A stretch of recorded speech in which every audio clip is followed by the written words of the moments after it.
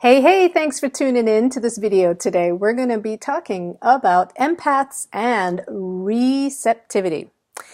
Well, you probably are thinking like, yeah, aren't empaths and sensitives receiving all the time? And that can be a real challenge. We're going to be actually talking about the kind of receiving that you ought to let yourself do more because you, beautiful dear empath, are wonderful, beautiful, and so deserving of receiving the right things and allowing yourself to do that.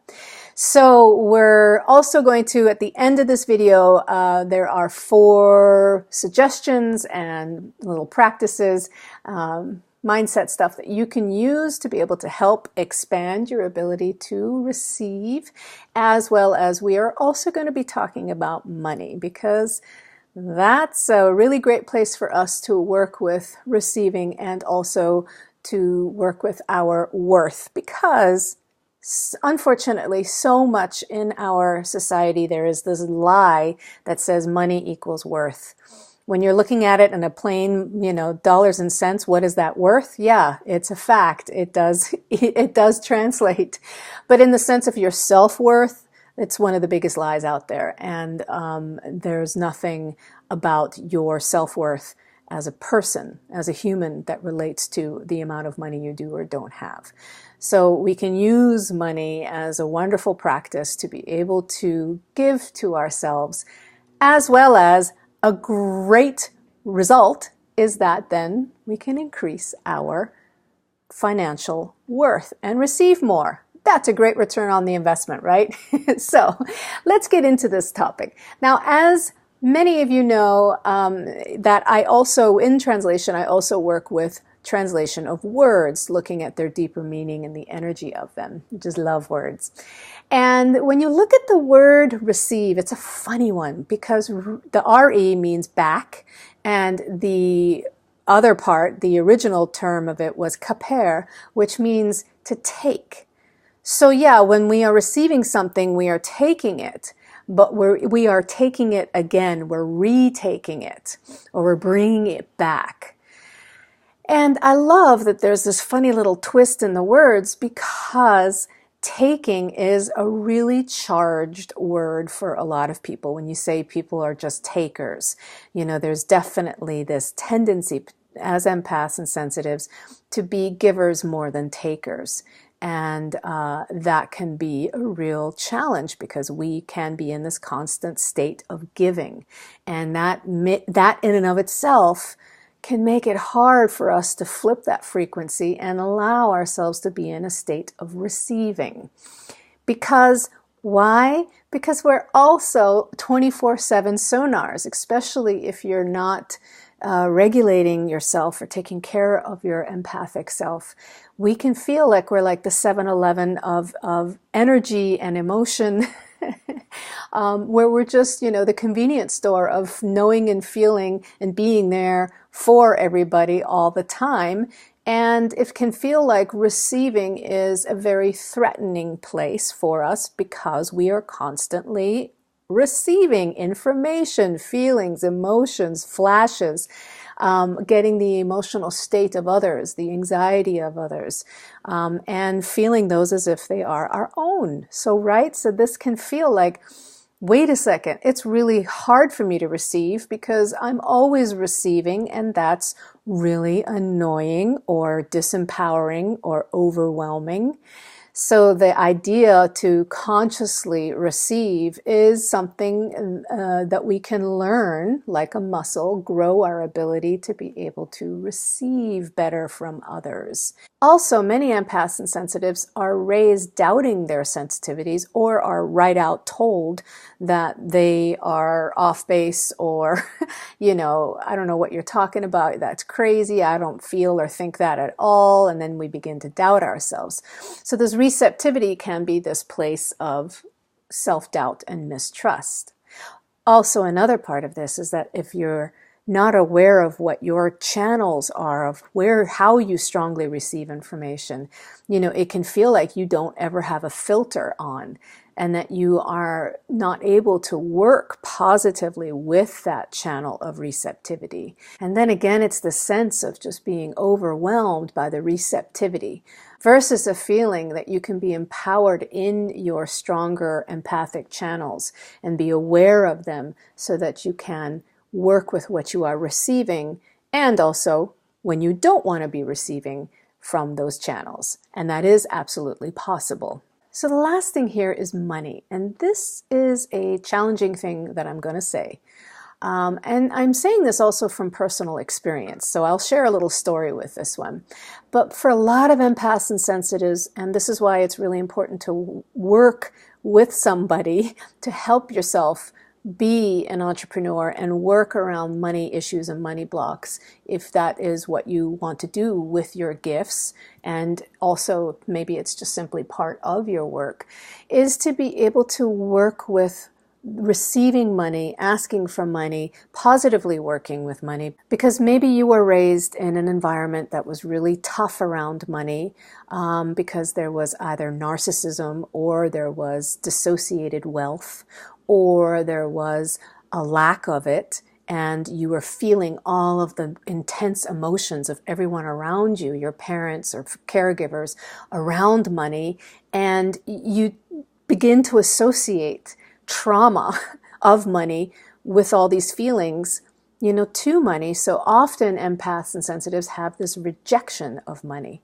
Here's the story. I was speaking with a dear friend of mine the other day who is also an empath, and talking about this whole thing of sometimes money can feel empty. And that empty feeling, I believe, comes from a rejection of money, like a wanting to not feel so much and all of the charge around it. So there is kind of a flat line, like a rejection of it.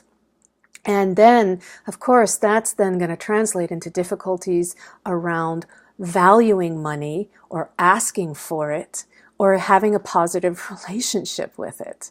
So this is, and that's really tough in this world, right? Because money is so central, and it is a big part of what we need in our world, in our daily life, to live and to take care of ourselves and others. So often for empaths and sensitives, there's this disassociation with money. And I include myself in that because I have had to work through many, many mindsets, and I still am, of course, because there's always new levels around money not meaning my self-worth, not being a place of trauma and drama, and allowing myself to receive something that for a lot of empaths and sensitives feels extremely ordinary and just kind of 3D, and also can be a source of pain and wounding for many because of all the trauma that we have felt around money growing up, being around others and taking on their stress. All right, so let's get into these 4 pointers here. The first one is a mantra. And I'm going to give you the first part of it and then the second part of it. The first part is guaranteed to give. So one thing I see a lot of empaths and sensitives, and definitely empathic entrepreneurs do, is this idea of shutting down who they truly are because it is vulnerable, scary, and they feel threatened. And one of the biggest things that empaths and sensitives do so naturally is give.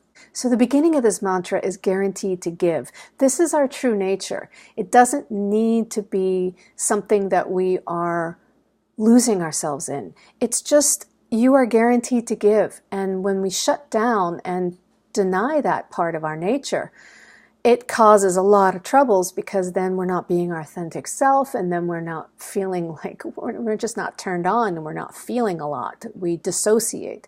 So knowing that you're guaranteed to give, which is a good and beautiful and lovely and honorable and incredibly gorgeous part of your soul and your tendency, you are also have the full right to receive. So since you're guaranteed to give, you also have the right to receive. So this is a mantra where if you find yourself just getting into so much resistance to receiving. You say, I have the right to receive. Placing your hands on your heart if you so wish, and say, I have the right to receive.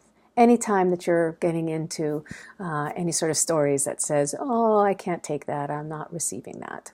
Okay, the second one is starting with yourself. This is a simple practice that you can do every day, and it's so important to start receiving from yourself.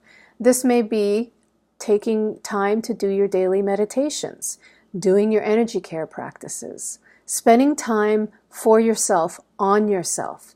Maybe you can give yourself a gift, a small gift, once a day for 21 days and just celebrate you and give to yourself. I learned this one the hard way recently because I was finding myself getting really squirrely and, going into some really deep self-doubt places. And then I realized, wait a second, I haven't been meditating. I haven't been taking some time out every day for myself and tuning in and translating with myself and my own energies. So the third one here is channel clearing.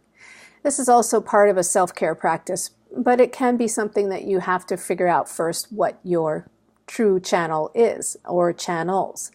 Now, we all have different ways that we receive information. Some are auditory, some are kinesthetic, some are visual. Kinesthetic means touch. So it is really important that you get clear on that so that you can clear your channels. Meaning you want to do things that are actually sensory, either enhancing or depriving. So for instance, somebody who is highly auditory, you may want to spend time in one of those isolation float tanks, one of those chambers where you can just be completely quiet. So the fourth one here is your energy exchange. And what I mean by that is, how do you best receive? You may be familiar with the work by Gary Chapman and love languages, and I really, really love that contribution that he has done with the love languages, because it helps so much to know how is it that you best feel loved? What is the language that you can receive love? I'm very curious and starting to research actually what this means for empaths, if there are other ones for empaths that are different than these 5 love languages. But knowing what your love language is really important. Okay, there we have it, some 4 suggestions, a mindset, practices, a resource you can check out to help you increase your channels of receptivity on a healthy way. And as an empowered empath, you definitely can learn more about how to be able to work with your channels and your natural abilities so that you're not overwhelmed or becoming the 7-Eleven empath convenience store for all the energies around you, because that is a recipe for burnout, resentment, and an unhealthy empath, and that is a tragedy in my book. So I hope you've enjoyed this video and found this information really useful. And if you'd like more information, come and check me out over at thesoultranslator.com and the Empowered Empath Soul Camp. And so much love.